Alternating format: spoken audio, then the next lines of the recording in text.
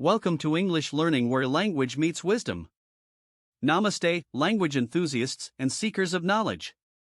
If you're on a journey to master the English language while drawing inspiration from the timeless wisdom of Mahatma Gandhi, you've arrived at the right place. Embark on a unique linguistic voyage that intertwines the mastery of English with the profound teachings of Mahatma Gandhi. Our channel is not just about language, it's a celebration of communication, compassion, and character building through the lens of one of history's most revered leaders. Discover how the principles of nonviolence, truth, and humility can enhance your language skills and communication. Learn English in a unique way by delving into the rich vocabulary employed by Gandhi. Each word becomes a stepping stone to linguistic excellence. Immerse yourself in the cultural context of language learning. Understand the historical and social aspects that shaped the English language during Gandhi's time. English learning is more than just a language learning channel, it's a community of learners inspired by the transformative power of words. Our team is passionate about creating content that not only enhances your language skills but also imparts valuable life lessons. Connect with like-minded learners from across the globe, share your language learning journey, and engage in discussions that go beyond grammar and vocabulary. Together, let's build bridges of understanding and cultivate the wisdom that language learning brings. Hit the notification bell to stay informed about our latest videos, live sessions, and interactive language challenges. Let's learn, grow, and inspire, because every word can be a beacon of change. The childhood of Mahatma Gandhi. Mohandas Karamchand Gandhi, popularly known as Mahatma Gandhi, was born on October 2, 1869, in Porbandar, a coastal town in present-day Gujarat, India. He was born into a Hindu family of the Vaishya business caste. His father, Karamchand Gandhi, served as the chief minister of Porbandar, and his mother, Putlabai, was a deeply religious woman. Gandhi's early life was influenced by the values of truth, integrity, and nonviolence. He married Kasturba Mukherjee at the age of 13 in an arranged marriage, as was the custom in India at that time. In 1888, Gandhi traveled to London to study law, and he was called to the bar in 1891.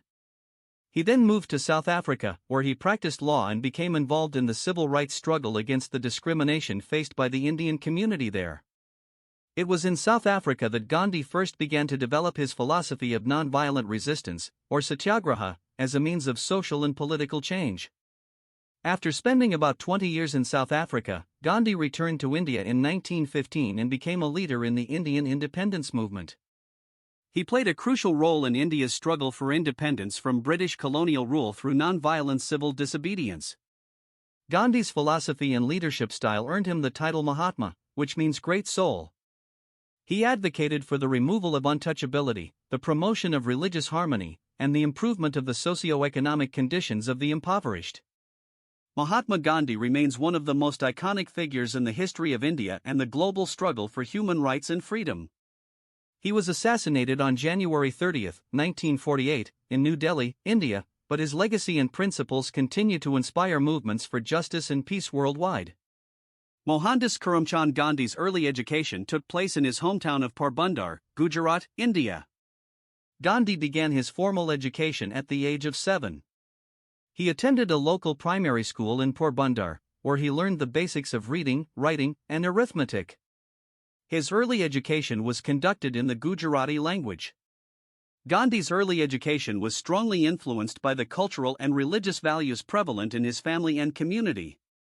He was exposed to the principles of Hinduism, Jainism, and other religious teachings, particularly through the influence of his mother, Putlabai. In line with the customs of the time, Gandhi's education was briefly interrupted when he married Kasturba Mukherjee at the age of 13. However, after his marriage, he continued his studies. After completing his early education in India, Gandhi went to London in 1888 to study law. This marked a significant departure from the traditional path for someone of his background. He studied at University College London and, later, at the Inner Temple to become a barrister. While in England, Gandhi was exposed to Western philosophies, literature, and political thought. This exposure broadened his perspective and influenced his thinking, contributing to his later approach to social and political issues. Gandhi's early education laid the foundation for his later intellectual and philosophical development. His exposure to both traditional Indian values and Western education played a crucial role in shaping his unique perspective, which combined elements of Eastern and Western thought. Throughout his life, Gandhi continued to emphasize the importance of education and learning as essential tools for personal and societal transformation. Marriage at a young age. Mahatma Gandhi's marriage at a young age was in accordance with the prevailing customs and traditions in 19th century India.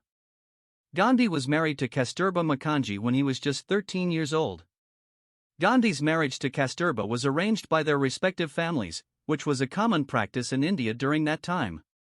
Arranged marriages were and continue to be a significant cultural norm in many parts of India. During the late 19th century, child marriages were not uncommon in India.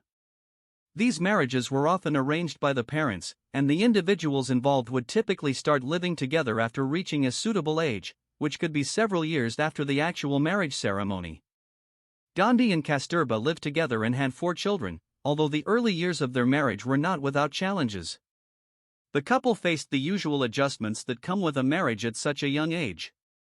Kasturba, in particular, had to adapt to Gandhi's evolving beliefs and lifestyle, especially as he became increasingly involved in social and political activities.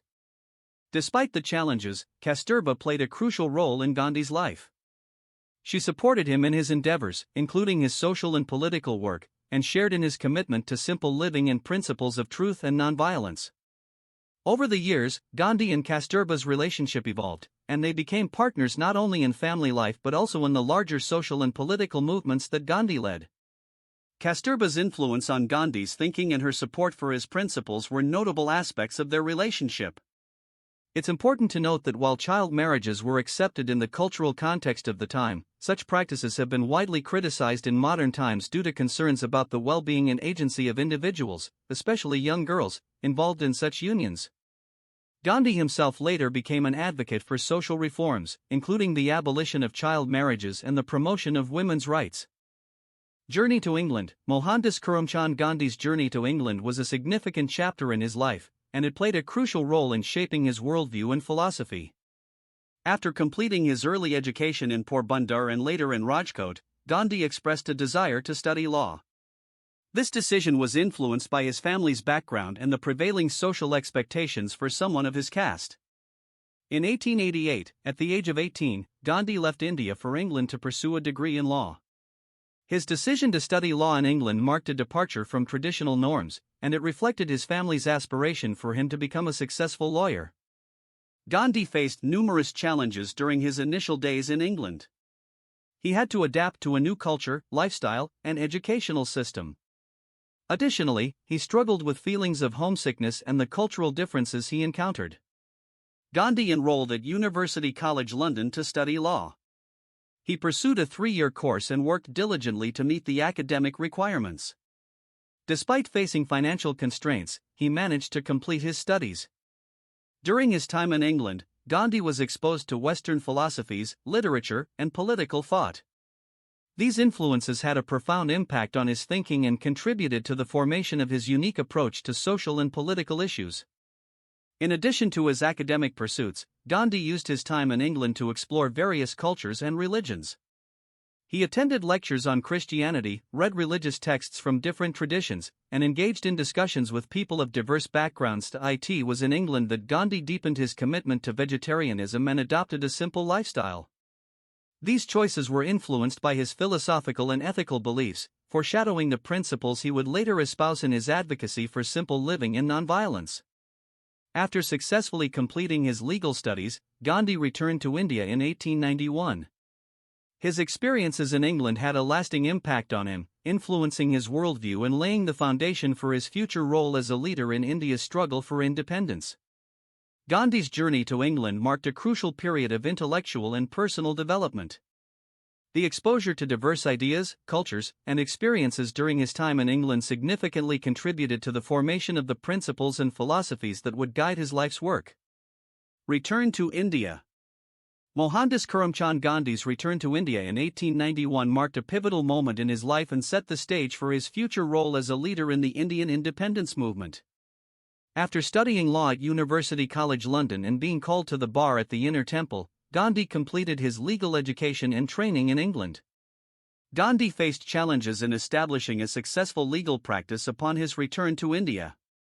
His attempts to practice law in Bombay, now Mumbai, were not as fruitful as he had hoped. In 1893, Gandhi accepted a one-year contract to work as a legal representative in the British colony of Natal, South Africa. This decision to move to South Africa was a turning point in his life.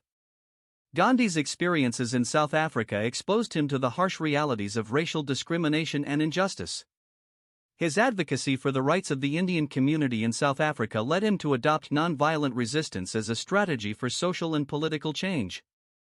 During his time in South Africa, Gandhi developed and implemented the concept of satyagraha, a form of non-violent resistance that would become a cornerstone of his philosophy. Satyagraha emphasized the power of truth, nonviolence, and civil disobedience. Gandhi returned to India in 1915, bringing with him the experiences and lessons from South Africa. Instead of resuming his legal career, he became actively involved in addressing social issues, including the rights of peasants, laborers, and indigo farmers. Gandhi emerged as a leader in the Indian independence movement, advocating for the rights of Indians and promoting non-violent resistance against British colonial rule. His philosophy of non-violence and civil disobedience gained widespread support. Over the years, Gandhi played a key role in various movements, including the non-cooperation movement, the civil disobedience movement, and the Quit India movement. These movements aimed at achieving India's independence through non-violent means. Gandhi emphasized the importance of Swadeshi, self-reliance, and the use of indigenous goods. He promoted spinning and weaving as a means of economic self-sufficiency and empowerment, encouraging people to use hand-spun khadi. Gandhi's return to India marked the beginning of his transformative leadership in the struggle for India's independence. His commitment to non-violence, truth, and social justice left an indelible mark on the history of India and inspired movements for civil rights and freedom worldwide. Influence of religion and morality. Religion and morality played a profound and central role in shaping the beliefs and actions of Mahatma Gandhi. His life and philosophy were deeply influenced by the ethical teachings of various religious traditions, particularly Hinduism and Jainism. Gandhi was born into a devout Hindu family, and his mother's Jain beliefs also had a significant impact on his upbringing.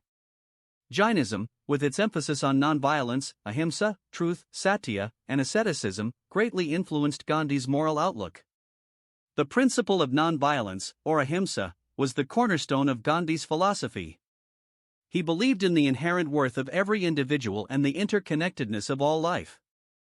This principle extended not only to physical violence but also to harm caused by words or thoughts. Gandhi considered truth as the ultimate reality and a fundamental principle in moral and spiritual life. He coined the term satyagraha to describe the non-violent resistance based on truth and moral force. For Gandhi, the pursuit of truth required self-examination and moral integrity. Gandhi's understanding of devotion, or bhakti, was not limited to religious rituals but extended to selfless service to humanity. He embraced the idea of sarvodaya, the welfare of all, and believed that true devotion to God could be expressed through service to fellow beings. Gandhi had a deep respect for all religions and believed in the universality of religious truths. He drew inspiration from various religious texts, including the Bhagavad Gita, the Bible, the Quran, and the teachings of Buddha. He saw religious diversity as a source of strength rather than division. Gandhi's commitment to simple living and high thinking was influenced by the teachings of Hinduism and other spiritual traditions.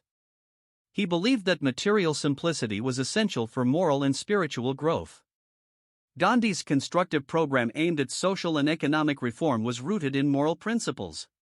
He emphasized the importance of addressing social issues, such as untouchability and poverty, through constructive efforts guided by ethical considerations. Gandhi often used fasting as a form of non-violent protest and as a means of self-purification. Fasting was not just a political tool for him but also a deeply spiritual practice aimed at attaining moral clarity and strength. Gandhi's commitment to religious tolerance and interfaith harmony was a key aspect of his philosophy. He advocated for respect and understanding among followers of different religions, promoting the idea that different paths could lead to the same truth. The influence of religion and morality on Gandhi was profound, shaping his commitment to nonviolence, truth, simplicity, and service to humanity. His philosophy continues to inspire individuals and movements around the world, emphasizing the moral dimensions of social and political change. Personal challenges. Mahatma Gandhi faced several personal challenges during his childhood that influenced his character and later played a role in shaping his principles and philosophy. Gandhi's father, Karamchand Gandhi, passed away when Mohandas was only 16 years old. This loss had a profound impact on him, and it marked the beginning of his sense of responsibility towards his family. Gandhi was married to Kasturba Mukherjee at the age of 13 in an arranged marriage, which was a common practice in India at that time. The challenges of adjusting to married life at a young age were part of his early experiences. As a member of a traditional Hindu family, Gandhi faced expectations and pressures related to social norms, including the responsibilities associated with his caste and family background. The influences of both Hinduism and Jainism in his family created a context where religious and cultural values played a significant role. While these influences shaped his moral and spiritual outlook, they also presented challenges in reconciling different beliefs and practices. Going to England for further studies, while a significant opportunity, was also a challenge for Gandhi. He faced cultural shock, the need to adapt to a different lifestyle, and financial constraints during his time in London. After returning to India and attempting to establish a legal practice, Gandhi faced challenges in finding success in his law career. This period marked a time of personal struggle and introspection for him.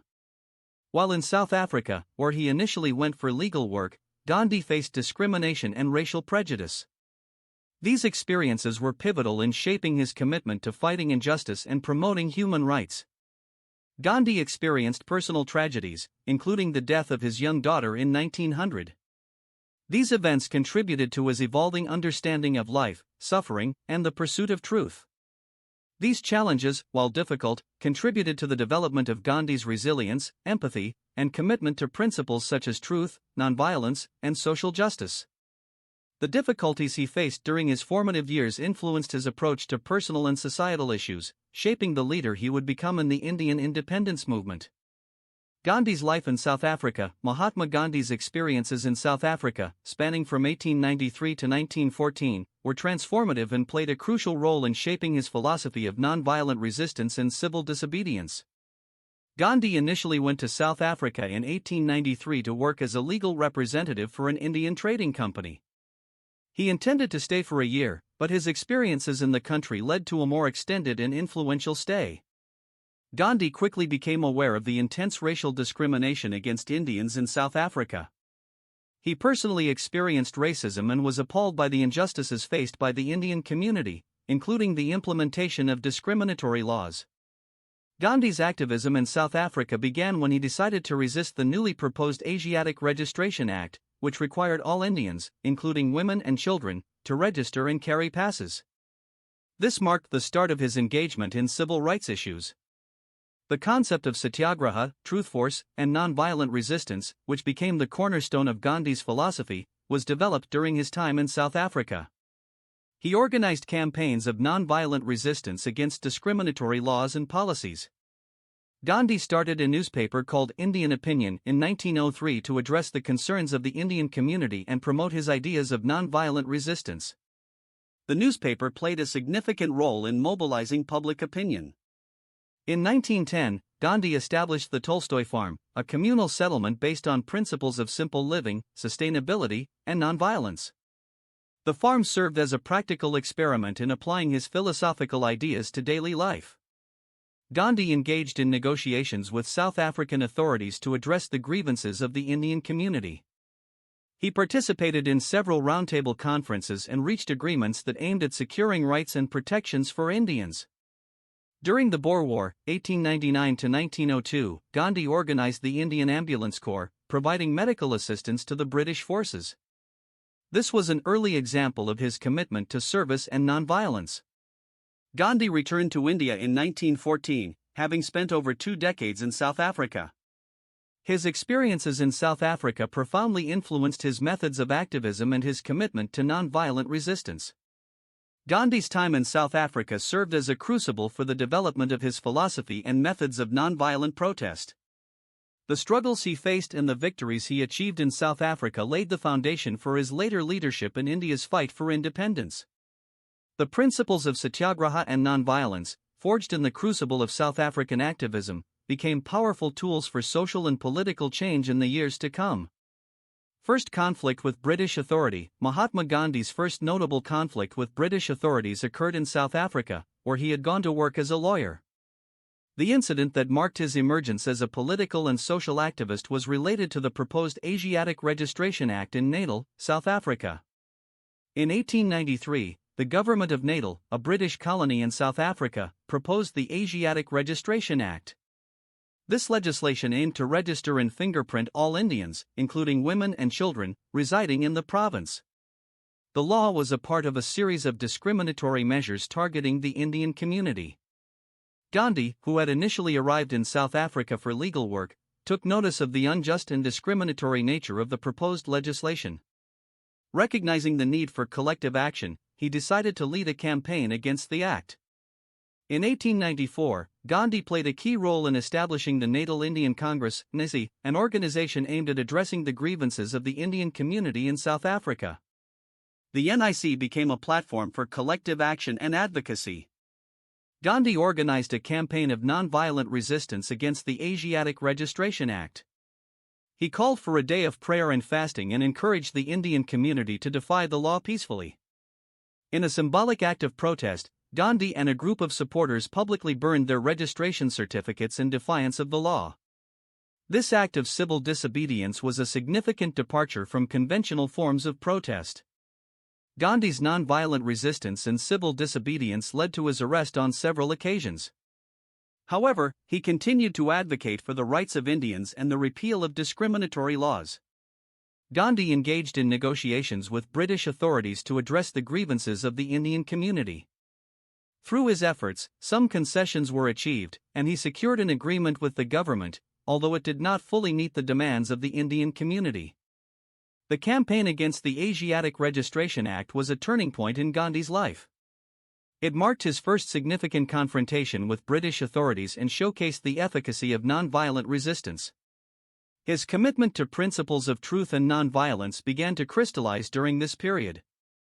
Gandhi's early activism in South Africa laid the groundwork for his later involvement in the Indian independence movement. The conflict over the Asiatic Registration Act marked the beginning of his use of nonviolent civil disobedience as a powerful tool for social and political change. The Turban Incident in South Africa.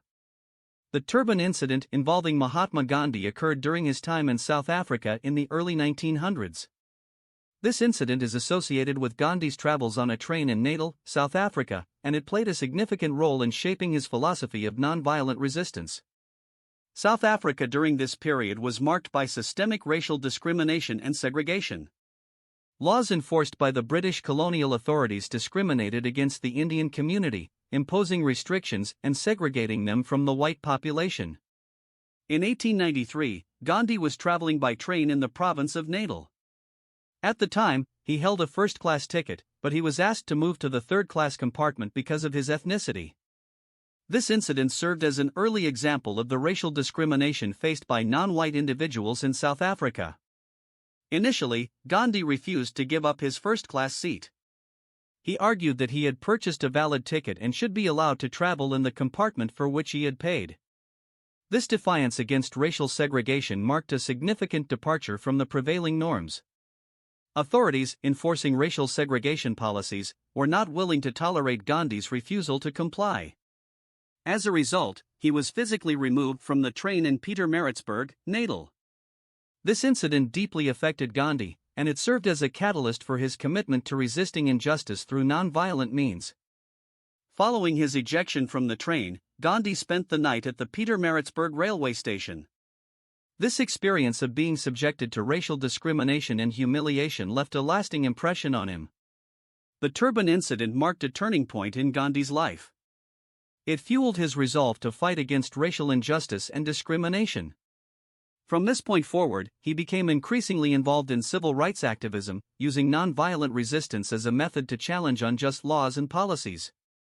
The Turban Incident contributed to the development of Gandhi's philosophy of satyagraha, truth force, and nonviolent resistance. It reinforced his belief that individuals could peacefully resist injustice by adhering to the principles of truth, nonviolence, and civil disobedience.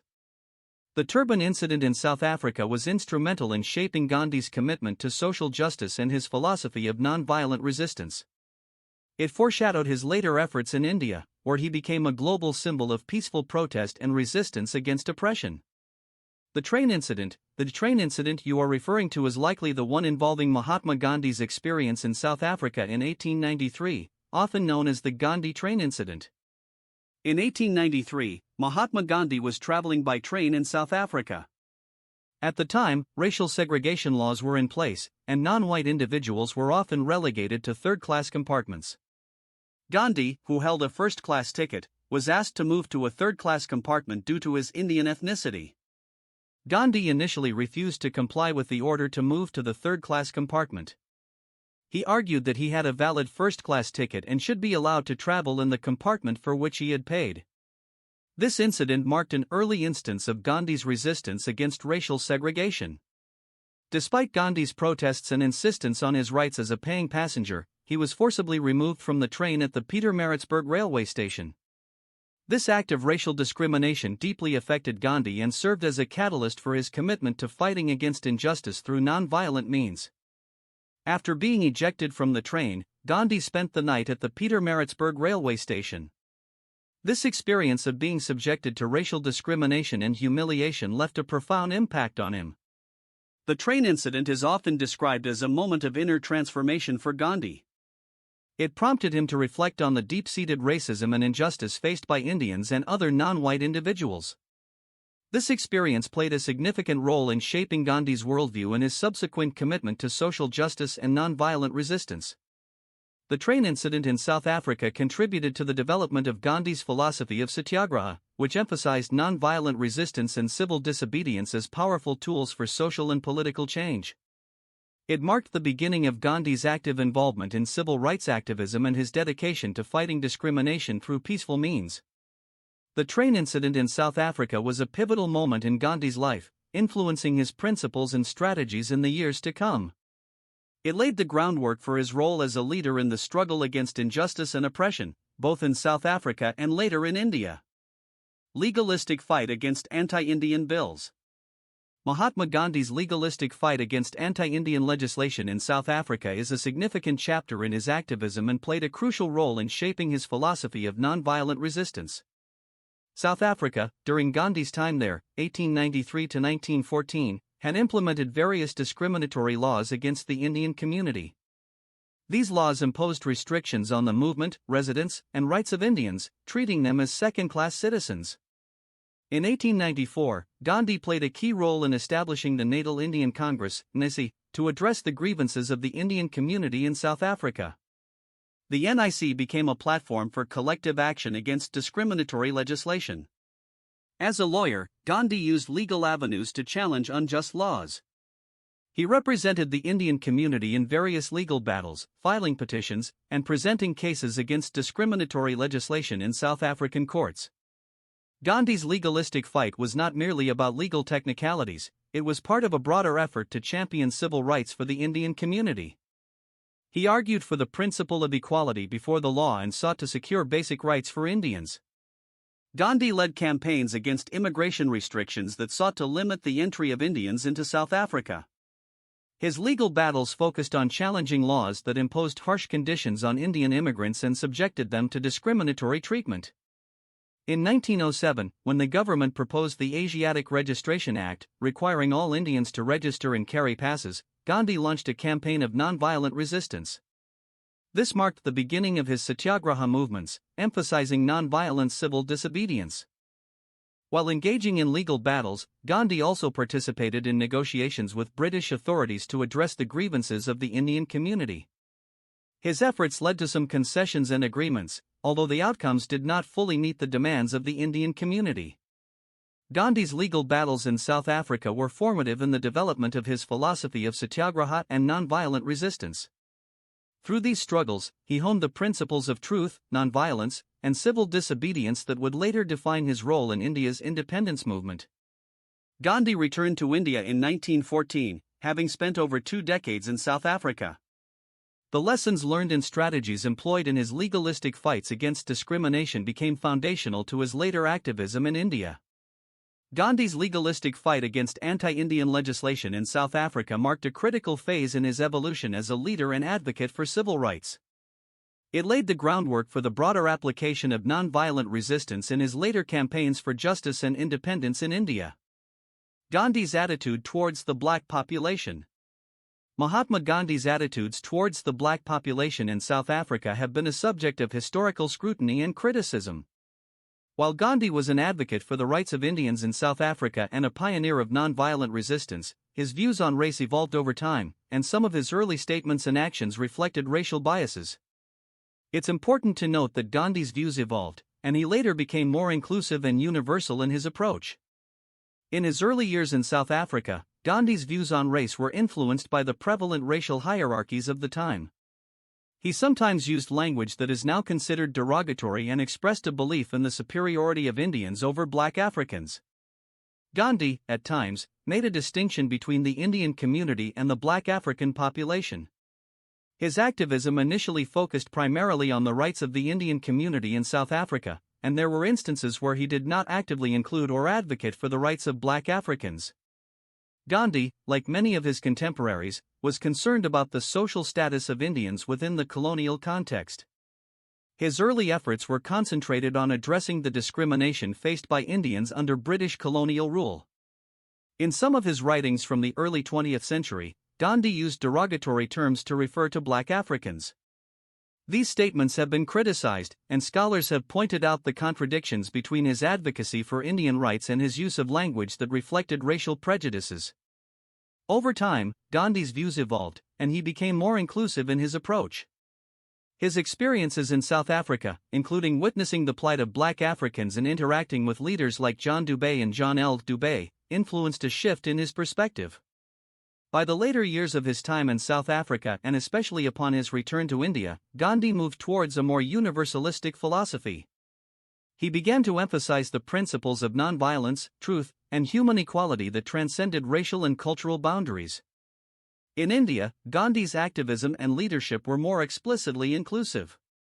He spoke out against racial and caste-based discrimination, and his campaigns for India's independence encompassed a broader vision of social justice.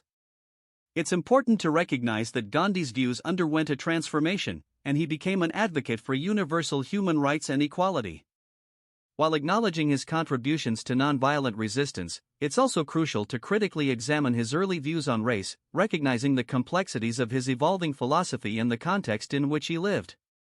Participation in the war against the rebel Zulus. Mahatma Gandhi did play a role in the Natal Indian Ambulance Corps during the Anglo-Boer War, 1899 to 1902, but it's important to clarify that this conflict did not involve a war against the Zulus. The Anglo-Boer War was fought between the British Empire and the two independent Boer republics in South Africa, the South African Republic, also known as the Transvaal Republic, and the Orange Free State.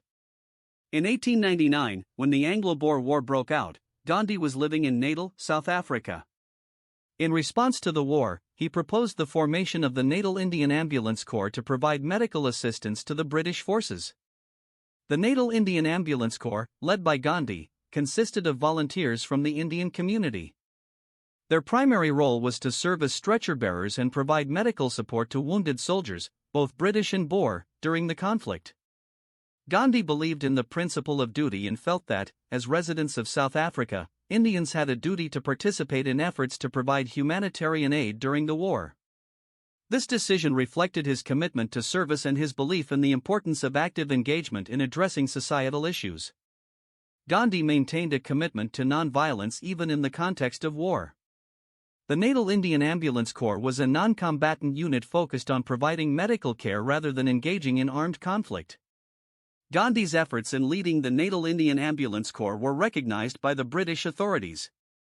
He was awarded the War Medal for his service during the war. It's worth noting that while Gandhi supported the British war effort in South Africa during the Anglo-Boer War, his later experiences and observations of the injustices faced by Indians in the region, particularly during the implementation of discriminatory laws, influenced his shift toward nonviolent resistance and civil disobedience in the following years. The Tolstoy Farm. Tolstoy Farm was a communal settlement established by Mahatma Gandhi near Johannesburg, South Africa, during his years of activism in the early 20th century. The farm served as a unique experiment in applying Gandhi's principles of simple living, self-sufficiency, and nonviolent resistance. Gandhi founded Tolstoy Farm in 1910, naming it after the Russian writer Leo Tolstoy, whom he admired for his philosophy of nonviolence and simple living. The farm was situated near the town of Lawley, about 21 miles southwest of Johannesburg. Tolstoy Farm embodied Gandhi's ideals of simple living and high thinking. The residents of the farm, primarily Indian families, were encouraged to engage in agricultural activities, practice self-reliance, and lead a life of simplicity. The residents of Tolstoy Farm were involved in various agricultural activities, including farming, animal husbandry, and other forms of manual labor. The emphasis was on self-sufficiency and reducing dependence on external resources. Tolstoy Farm operated on principles of communal living. Families lived in small huts, shared common spaces, and participated in collective activities. The communal lifestyle was intended to foster a sense of community and mutual support. Gandhi, a strong advocate for the use of hand-spun and hand-woven cloth, khadi, promoted khadi production at Tolstoy Farm. Residents engaged in spinning and weaving as part of their daily routine, contributing to the broader movement for economic self-sufficiency. Tolstoy Farm also served as a center for education and spiritual development. Gandhi believed in holistic education, combining practical skills with moral and spiritual teachings. The farm became a space for discussions on philosophy, nonviolence, and social issues. Regular prayer meetings and communal gatherings were held at Tolstoy Farm. These meetings provided an opportunity for spiritual reflection, communal bonding, and discussions on social and political issues. Tolstoy Farm played a role in the broader context of the Indian independence movement. It served as a training ground for activists committed to nonviolent resistance and became a symbol of the ideals Gandhi promoted. The farm continued its operations for several years, but as the political landscape changed and the struggle for Indian independence intensified, Gandhi decided to close Tolstoy Farm in 1913. He believed that the Indian community needed to move closer to the center of political activity in Johannesburg. Tolstoy Farm remains a significant chapter in Gandhi's experiments with communal living and his efforts to embody the principles of truth and nonviolence. It reflects his commitment to transforming society through practical applications of his philosophical ideals. Nonviolent resistance. Mahatma Gandhi is widely recognized as a champion of nonviolent resistance, and his philosophy of nonviolence, known as satyagraha, became a powerful force in the struggle for social and political change. Here are key aspects of Gandhi's championing of nonviolent resistance. Philosophy of satyagraha. Satyagraha, a term coined by Gandhi, combines the Sanskrit words satya, truth, and agraha, firmness or insistence. It embodies the idea of using non-violent means to achieve social and political objectives while adhering to the truth.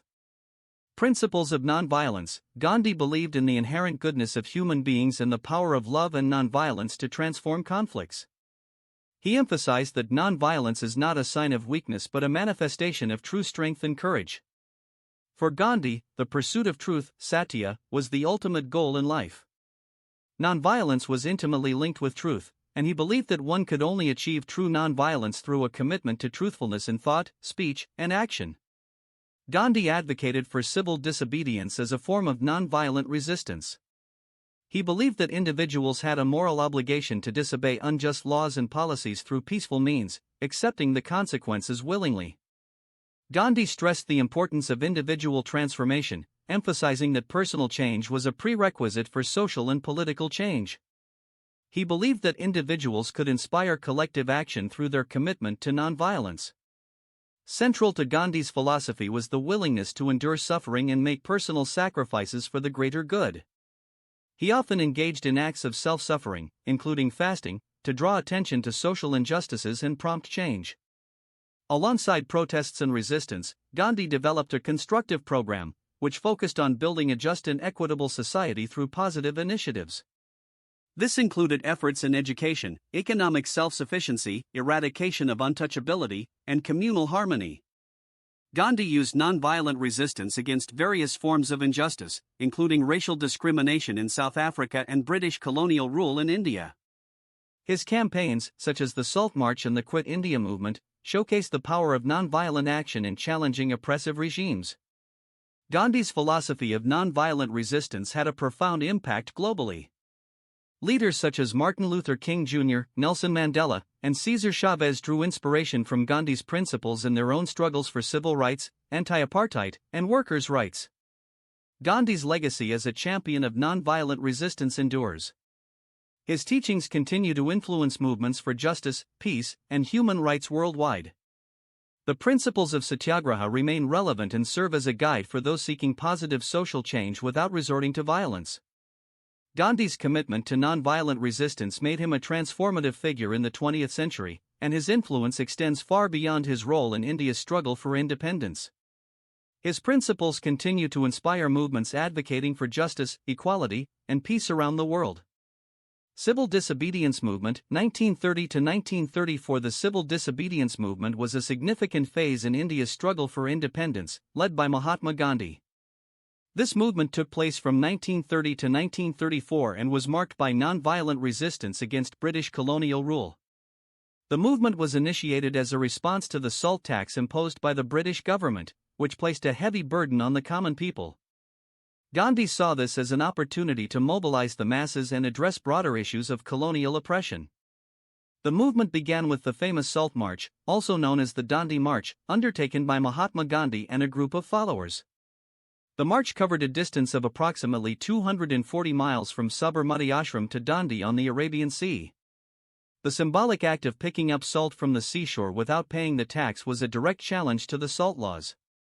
The Salt Satyagraha was symbolic of the broader issues of colonial exploitation and taxation without representation.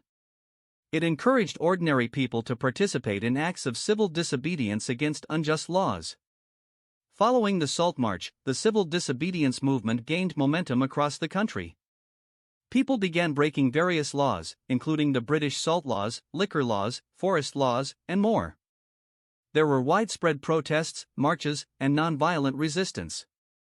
As part of the movement, Indians were encouraged to boycott British goods and institutions.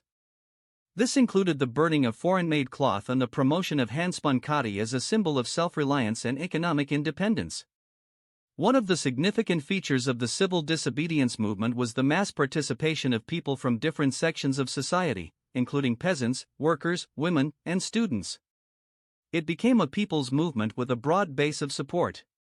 The British authorities responded by arresting thousands of protesters, including Gandhi. The jails were filled with political prisoners, and many leaders spent time behind bars during the movement. In 1931, following negotiations with the Viceroy Lord Irwin, Gandhi and Irwin reached an agreement known as the Gandhi-Irwin Pact. As a result, the movement was temporarily suspended, and the government agreed to release political prisoners.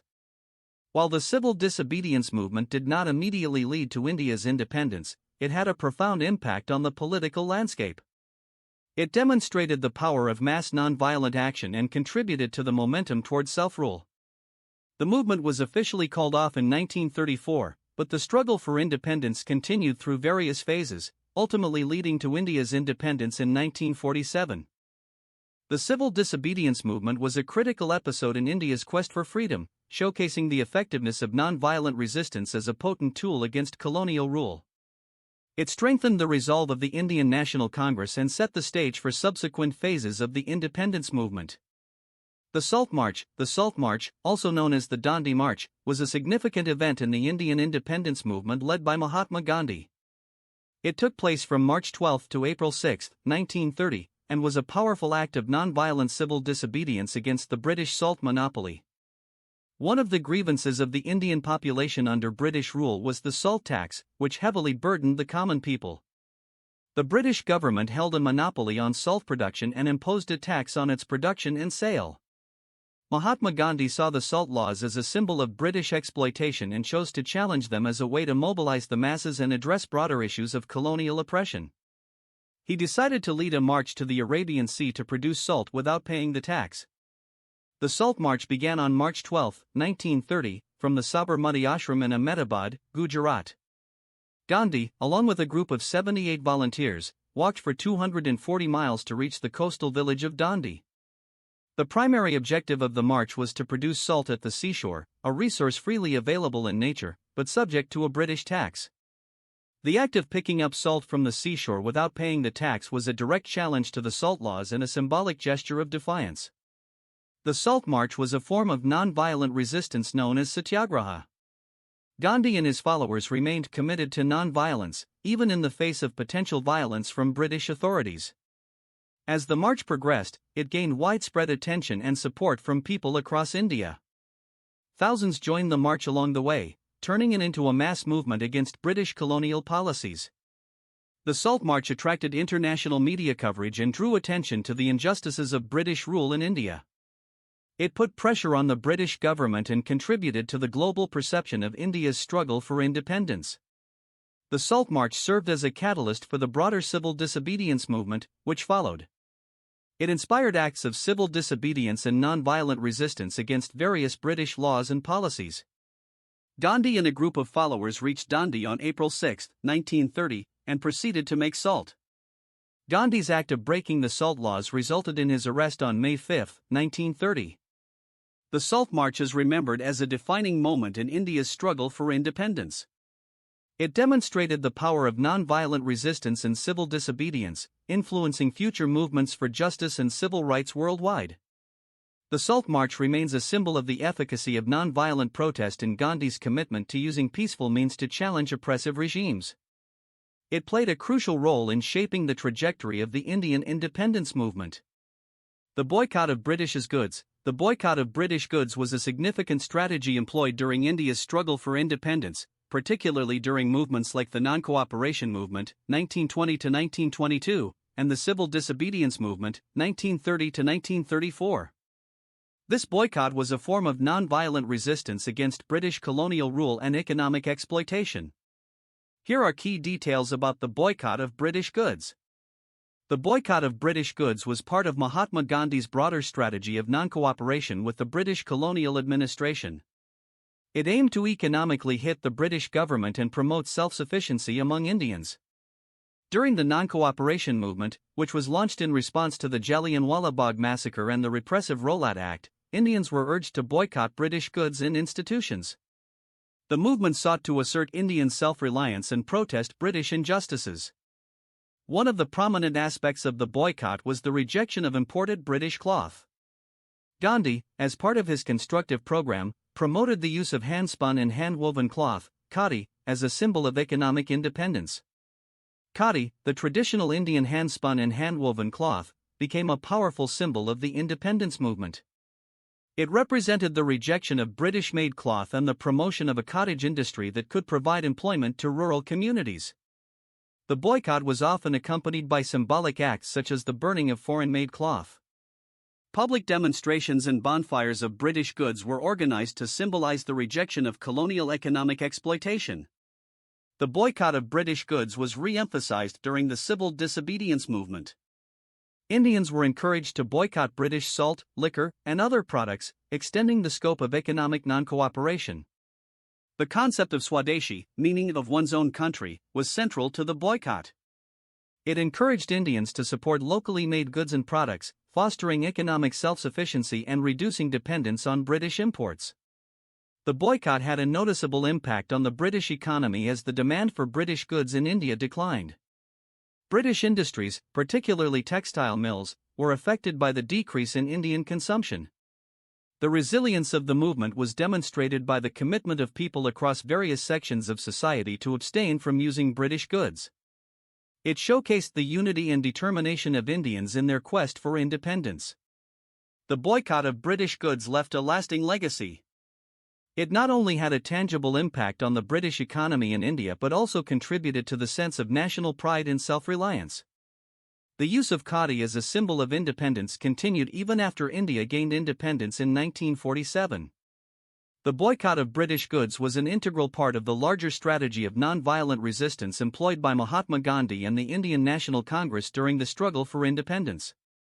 It emphasized the power of economic non-cooperation as a tool for political change. The Quit India Movement, also known as the August Movement or Bharat Chodo Andolan, was a significant milestone in India's struggle for independence against British colonial rule. It was a mass protest launched by Mahatma Gandhi and the Indian National Congress on August 8, 1942. The Quit India movement was initiated during World War II when the global situation had become unfavorable for the British. The Indian National Congress, led by Mahatma Gandhi, sought an end to British rule and immediate self-rule for India. On August 8, 1942, at the All India Congress Committee session in Bombay, now Mumbai, Mahatma Gandhi gave the clarion call of Quit India to the British government. His famous slogan was "Do or Die," emphasizing the urgency and determination of the movement. The primary objective of the Quit India movement was the immediate end of British rule in India. The movement aimed to achieve a sovereign, independent nation, free from British control.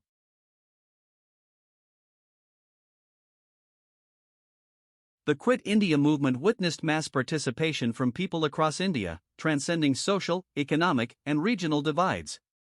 People from various walks of life, including students, peasants, workers, and intellectuals, actively joined the movement. The movement was characterized by widespread civil disobedience, nonviolent protests, strikes, and demonstrations. People boycotted government institutions, disrupted railway and telegraph lines, and took part in marches and rallies. In response to the movement, the British colonial authorities arrested prominent leaders of the Indian National Congress, including Mahatma Gandhi, Jawaharlal Nehru, Sardar Patel, and others. The government also clamped down on protests using force. Despite the arrests, the movement continued through underground activities.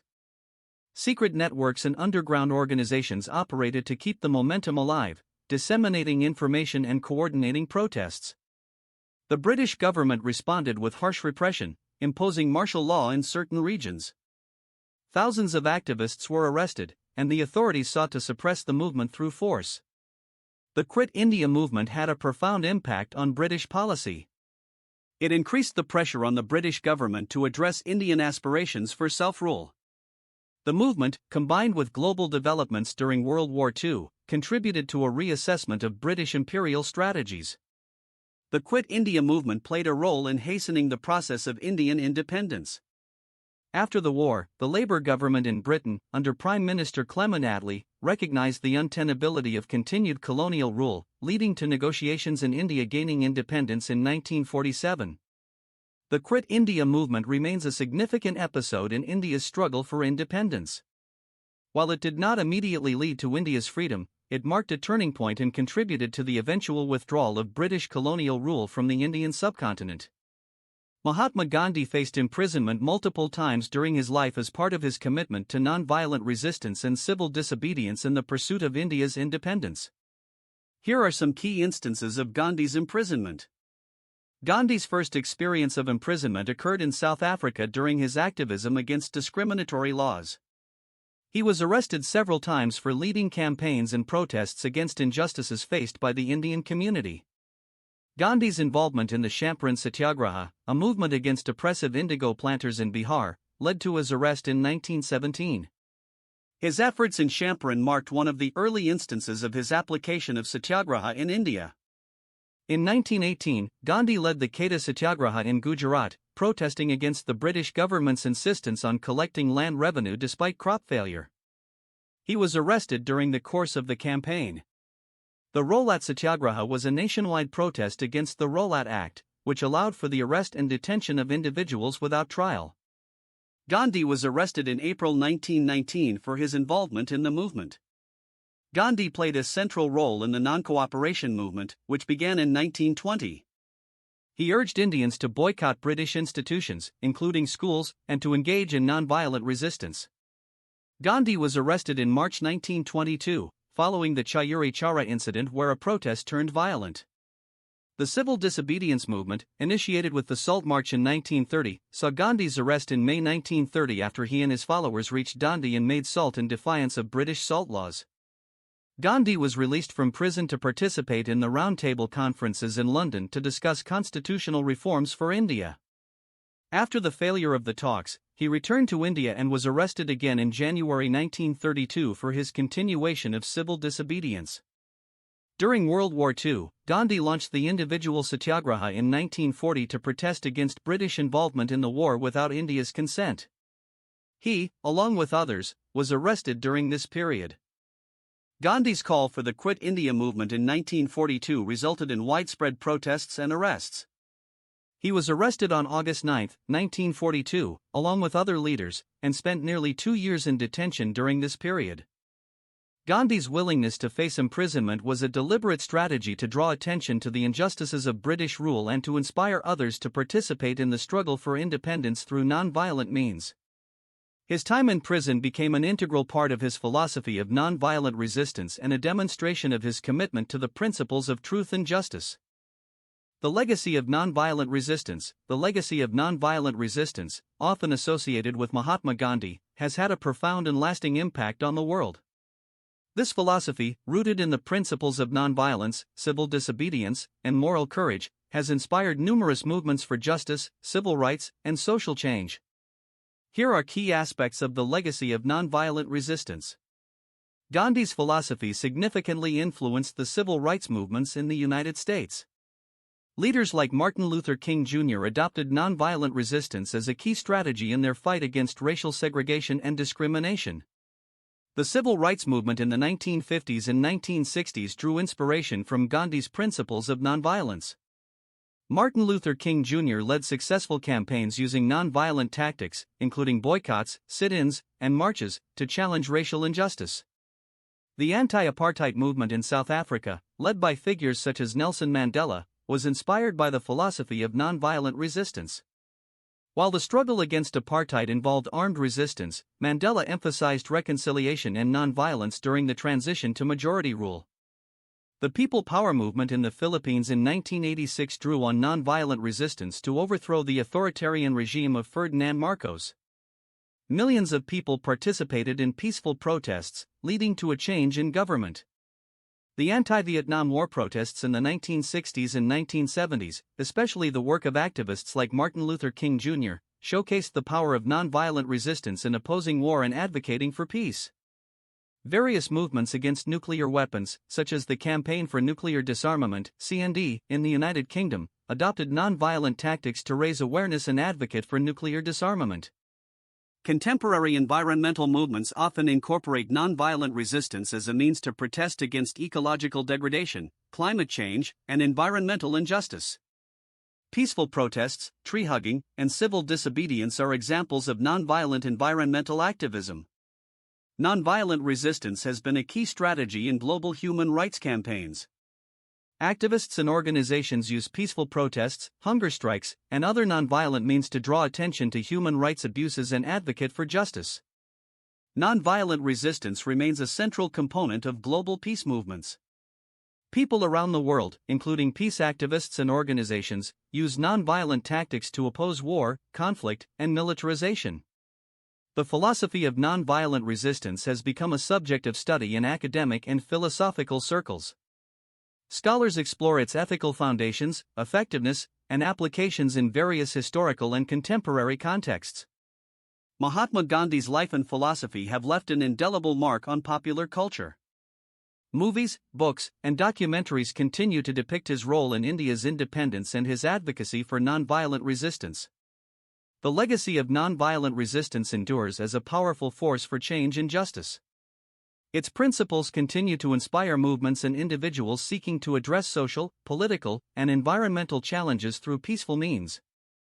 Gandhi's assassination. Mahatma Gandhi, the leader of India's non-violent independence movement, was assassinated on January 30, 1948. Gandhi was assassinated by Nathuram Godse, a Hindu nationalist, and a former member of the Rashtriya Swayamsevak Sangh (RSS), a right-wing Hindu nationalist organization in India. Godse held deep-seated ideological differences with Gandhi. He opposed Gandhi's stance on nonviolence, his conciliatory approach toward Muslims during the partition, and his efforts to maintain Hindu-Muslim unity. Tensions had been building in the aftermath of India's independence and partition in 1947. Godse, along with others, viewed Gandhi's methods and policies as detrimental to Hindu interests, particularly in relation to the partition and the treatment of minorities. The assassination occurred on January 30, 1948, at Birla House in New Delhi. Gandhi was holding his evening prayer meeting when he was shot. Godse approached Gandhi during the prayer meeting and fired 3 shots at close range using a Beretta M1934 semi-automatic pistol. Gandhi was hit in the chest and abdomen. Gandhi's last words were reported to be "Hey Ram, oh God." The utterance of these words has become iconic and reflects Gandhi's deep spirituality. Following the assassination, Godse was arrested. Gandhi's body was taken to the Birla House where it lay in state for several hours, allowing people to pay their respects. The news of Gandhi's death led to an outpouring of grief and shock across India and the world. Nathuram Godse and several accomplices were put on trial for the assassination. Godse admitted to the murder and was sentenced to death. He was executed on November 15, 1949. Gandhi's assassination had a profound impact on India. The loss of the leader known as the father of the nation was a significant blow to the nation, and the event had repercussions on the political and social landscape. Gandhi's commitment to non-violence and his philosophy of satyagraha, truth force, lived on after his death. His teachings continued to inspire movements for civil rights, peace, and justice worldwide.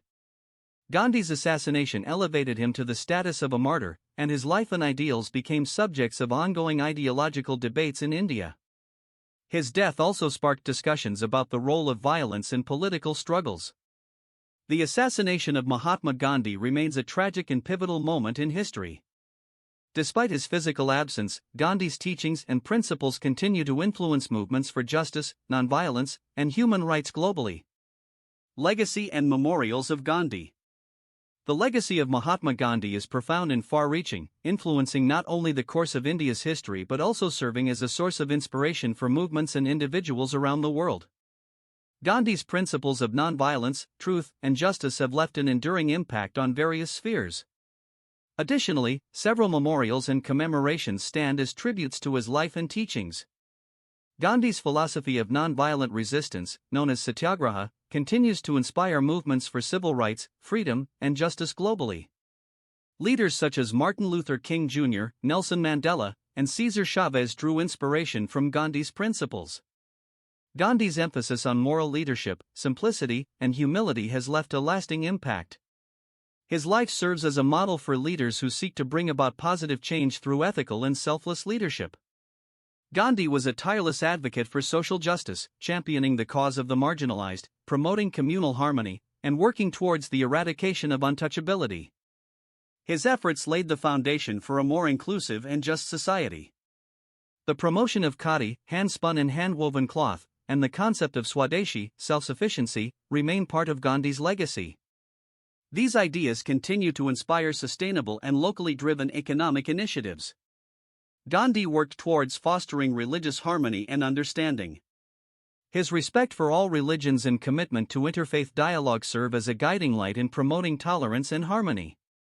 Gandhi's advocacy for peace and his anti-war stance have influenced the global peace movement. His teachings resonate with those who strive for a world free from violence and conflict. Gandhi's emphasis on simple living and his concern for the environment have relevance in the contemporary discourse on sustainable living and ecological conservation. Rajghat is the memorial site where Mahatma Gandhi was cremated after his assassination. It is a simple black marble platform with an eternal flame, and it serves as a place for reflection and homage. The Sabarmati Ashram is where Gandhi lived and worked for over a decade. It stands as a living monument to his philosophy and includes a museum dedicated to his life and teachings. Formerly known as Birla House, this is the place where Gandhi spent the last 144 days of his life and was assassinated. It has been converted into a museum, known as Gandhi Smriti, to commemorate his life and legacy. A statue of Mahatma Gandhi stands in London's Parliament Square, honoring his role in India's struggle for independence and his impact on the global movement for civil rights.